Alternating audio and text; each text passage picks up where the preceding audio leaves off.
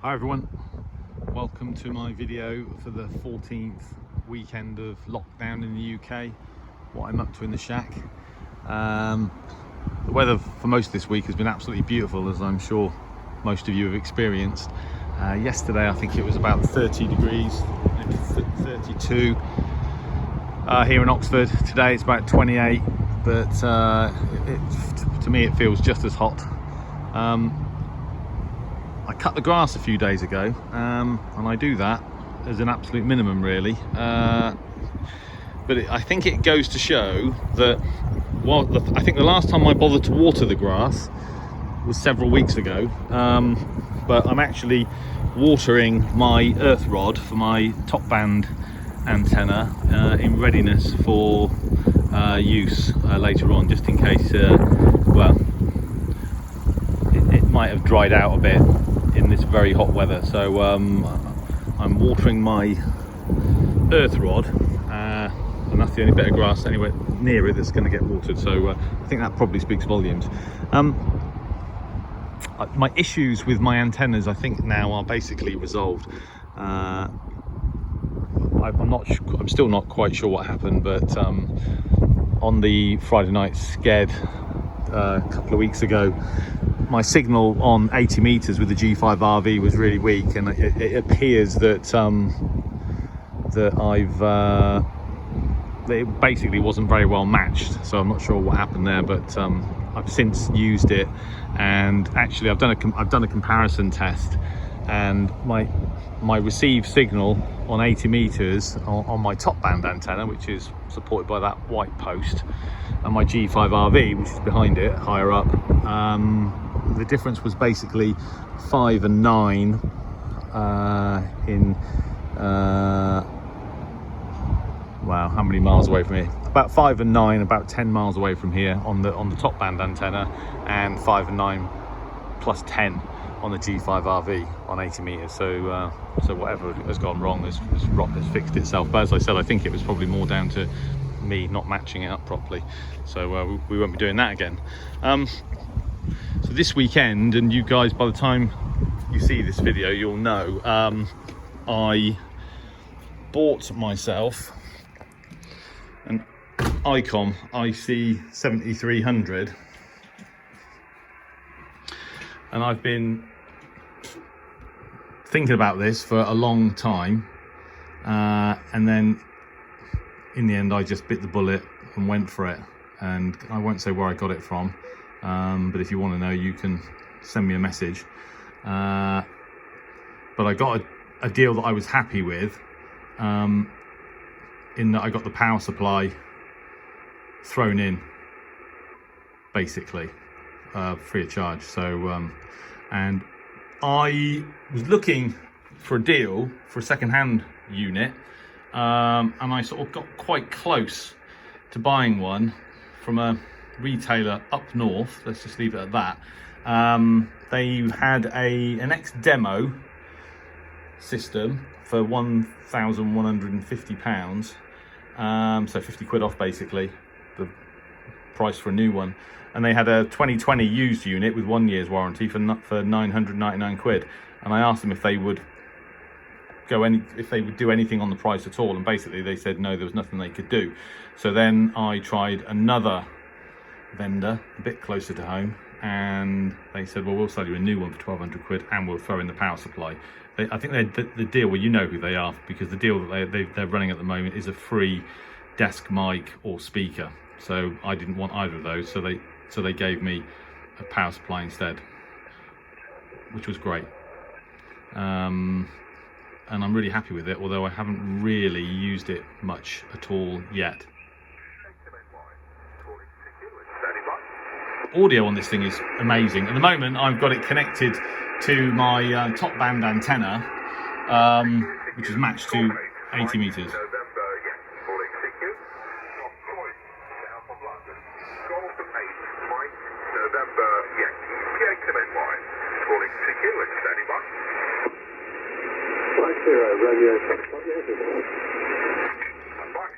Good timing. Good afternoon. Foxtrot Yankee. Yeah, just finding the logbook. Name here is Johnny in Croydon, over. Yeah, good afternoon to you, John. We had spoken fairly recently. You're 5 by 9 to me. I'm only over in Sutton, so don't stay away, over. Okay. Someone's calling me on two now. Sorry. Anyway, what's the name in Sutton, over? The name that defended Derek, over. So yeah, what I've noticed is that it is very, very sensitive. There's no doubt about that, but the audio is actually very good, and obviously the audio is important on RX and TX. So one of the things I'm going to be doing this weekend, of course, is playing with my new radio. Now there's a myriad of features on this. It's not as complex as some other receivers, you know, the Yaesu 101 DX, that type of high-end rig, but nevertheless there are still lots of ways of setting this up. But there we go. So just got into the chat, warming it up, etc. Not that it needs any of that. Yeah, really happy to finally have got the rig that I wanted, and yeah, this weekend. So obviously I'll use this on the Sked. I might even do a bit of DXing with it actually. When I first powered it up, I plugged it into one of my Wellbrook loops, and I had a listen. Since then, I've matched it up to my top band antenna and to my G5RV, no problem. Yeah, just a great radio. Yeah, so I'm very happy with that. So that no doubt is going to take up some of my time this weekend for sure. One of the things that I mentioned last week was that, so what I've done is I've moved it around actually. The position of the 7300 was taken by the Yaesu FT991. So I've swapped them over, and so is that basically I can use this rig with my top band antenna, which is the earth of that antenna. The earth point is the back of my MFJ 949E, and it's that and matching unit that it's easier to match. I think I've discovered what the problem is with this with this matching unit. Not that it's got a problem; it still works perfectly well, but it seems a bit more sensitive when you're actually using it. And I took the lid off it and examined all the soldered joints and looked for carbonisation. Couldn't find anything. But what you can hear is on the sort of open veins of the capacitors of the tuning capacitor on the transmitter. It's at one point you can hear the veins touching, and whereas you can't hear them on the 949E. I've checked, and it's just in one particular position. So I'm wondering now whether that's got something to do with it. All the solder joints and everything look fine on it, so I'm not sure. But what I'm going to do is I'm going to, this weekend, I'm basically going to set up the Yaesu for FT8 again. But I'm going to just basically use the MFJ 948 matching unit with it solely. So basically, that's basically a piece of equipment, a setup, and that's going to be basically solely FT8. And then I'm going to use the 949E sort of solely with the 7300. You know, that's quite exciting. It's not every day you get a new radio. I hadn't actually bought a new radio, RX or TX, for a long time. I mean, I've had the Yaesu for well over a year. Probably longer than that. I lose track. I mean, obviously I went through a period where I was buying a lot of portable radios. And I've sort of given up on that now because I'm sort of waiting for a new portable radio that's actually interesting to sort of come along. And nothing's come along yet. I'm waiting for there's two new Texan models that are coming out. Apparently an Eaton Elite Satellite, which I read somewhere now, or someone messaged me and told me that had been delayed until next year because of the COVID-19 pandemic, etc. You know, it's hard to know what to believe really, but I'm not surprised if it has been delayed.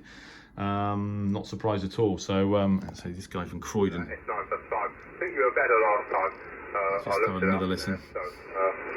And okay, on the rig there, the 897, I think you were running last time.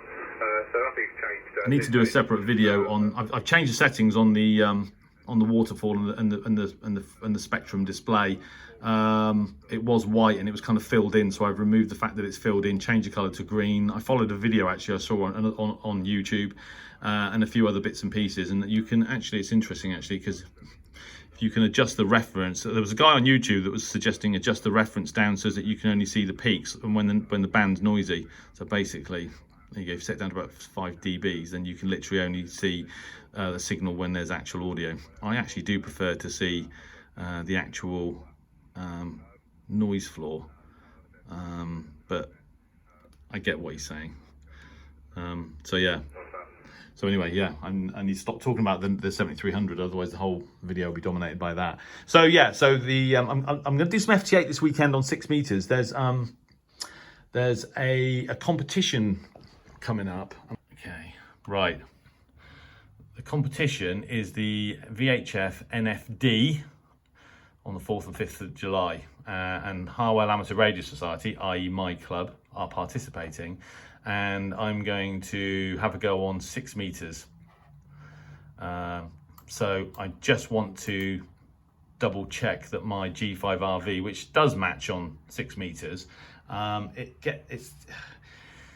it doesn't like a lot. It doesn't like a lot of power. So I tried using 50 watts on 6, and there was a bit of arcing inside my 949E. It's okay with about 40 watts. So I'm going to try 6 meters with the G5RV, but what I'm going to do is I'm going to basically test the whole setup using FT8 basically, because that's a very easy way of making sure that that there's no issues and that your signal's actually getting out there. So I'll do that with the Yaesu and the MFJ 948 this weekend as well. The other thing I'm going to do actually this weekend is I'm going to have another play with the FRG 7700. At the moment it's tuned to TalkSport 1053, and I've been sat here on and off. It's been on the background listening to them talk about Liverpool having won the Premier League finally. I suppose you have to say they deserve it. I mean, as a Wolves supporter, obviously I'm someone that appreciates good football. So in that respect, you have to say Liverpool have deserved it. When I was a kid, actually, they were always my second team. I sort of don't really remember them in the 70s, but remember them in the 80s, and they were obviously the team to beat back then. And they have always been my second team. Not really so much sort of in the past, sort of, well, since I've been an adult really, because I've supported Wolves since I was a young boy, but they were a second team of mine. So, you know, 30 years is a long time to wait, and I listen to TalkSport 1053 a lot, and I like the audio. At the moment, I'm not using the any of my magnetic loops. This is basically, this signal is through the FRA 7700 preamp on the telescopic. So it's a bit noisy. In fact, I'll switch it off. But I'm going to use this rig this weekend again. Last weekend, when some of you will have seen my videos that I did on the dawn of the summer solstice, I recorded some transatlantic medium wave DX, which at dawn on the day of the summer solstice, in theory would be one of the most difficult days of the year to do that, and did actually manage to do it. Just as I was packing up, I fired up the 7700 and I tuned it to 1400 kilohertz, and I recopied the signal from Grenada in the Caribbean, and it did sort of quite beautifully fade away over a period of about a minute and a half into the daylight, as it was basically daylight here then, and I've recorded that, and I will upload that. The signal wasn't very strong anyway because it was already daylight here, but it was almost a beautiful moment as it sort of faded away into the static, and then I went to bed about 5 o'clock in the morning, whatever time it was. So I don't know, I've just always had a soft spot for the 8800. That was the radio that I actually wanted. I'm a bit too young to sort of even remember the 7700 really. It was a few years before. The 8800 is the radio I wanted when I was a teenager, and at the moment I'm using these two radios quite a lot. I've had to sit the 7700 on top of the 8800 to make space for the 7300 down at the bottom there, so but that's fine. I'm going to be using the 7700 again this weekend. And then finally I've got the ELAD FDM Duo. If you remember from last week, I've tried using that rig on QRP, and I did actually make contact with the station in Russia on SSB, but when you're running QRP, it's actually a lot easier if you use it with a computer, because one, the controls are an ergonomic nightmare. I mean, it's worse than the Dagon DE1103. I mean, it's usable, but it's a pain, to be honest with you. It's not so bad if you're using it for listening, but if you're transmitting it, the controls on that radio are a total pain. It's, you know, press a button, press a knob, turn it. You know, one of the menu systems on here has got about 100 options, and you've literally got to twiddle through them to find the one that you want. You know, TX power, that kind of stuff. You know, filter bandwidth, all this kind of stuff. And so it's easier to use that radio if you're transmitting using the software. And the problem that I had was that the FDM SW2 software on another computer just kept crashing if I used more than 1 watt TX power. So I used a different laptop, and I've also started using SDR console, and it is brilliant. The downside is that so far, since using this software, I haven't actually managed to make a QSO, but then I haven't actually sat here for very long and tried very hard. But I haven't made a QRP contact yet using this software. But I know it does work because I've done it using the radio in standalone mode. But this weekend I'm going to try and make a contact. But I'm also actually going to have a little listen on the tropical band over the weekend and see if there's any shortwave DX to be had using this software. And also I'm going to see if I can copy any transatlantic medium wave DX using this software, and if I do, I might record a video. I don't have the screen recording software on this because this is an ex-work laptop, but I'll just record it like this, and then what I'll probably do is maybe plug the audio through my Bose SoundLink Mini 2 to improve things a bit if I can, but that's something else I'll be doing. So, you know, so it's going to be quite busy this weekend, hopefully. Obviously with, you know, using the 7300 for the first time, doing some FT8 on 6 meters just to check the Yaesu and the MFJ 948 setup. Have a spin through the bands on the 7700, and then keep plugging away with the ELAD FDM Duo. Hopefully I'm going to be quite busy. I'm just tuning back in. So yeah, so there you go. So that's basically what I'm up to this weekend. It's been really good actually, because it's nice for me to record these videos once a week. But what's really nice is that I've been several times, subscribers to Oxford Shortwave Vlog have sort of said to me, oh, can you keep producing these videos? Can you keep producing them? Because we really like them. So I'll carry on. It's funny actually, because some of them are more popular than others. The video I did last week, weekend, I think has had about 400 views, which is a bit down. The one before that was much more popular, and then the one before that was down. So it's a bit kind of cyclical as to how popular these videos are. But in general terms, they're more popular than simply a recording of a station that I've copied. So so in that respect, there's not an issue. So I'll carry on doing it until someone actually sort of says that I've got a very good reason, Clint, why you should stop. So so that's it. So so there you go. That's it. You know, life continues. Everything's still a little bit different, but not quite as different as they used to be. That's for sure. And you know, as I keep saying, you know, we have the perfect hobby to keep busy, and keep listening to the radio, keep experimenting with antennas, keep fixing stuff that goes wrong. You know, there's a myriad of reasons to keep listening to the radio. And as I've also said before, you know, I think in the times that we live in right now, I think radio might just become a bit more important than it has been for quite a long time. So, you know, and long may it continue as far as I'm concerned. So there you go. All right, everybody. Well, I hope you enjoyed that. Keep safe. Good DX. And no doubt I'll catch up with some of you in the week on the channel. Otherwise, have a great weekend. And thanks for watching. 73s.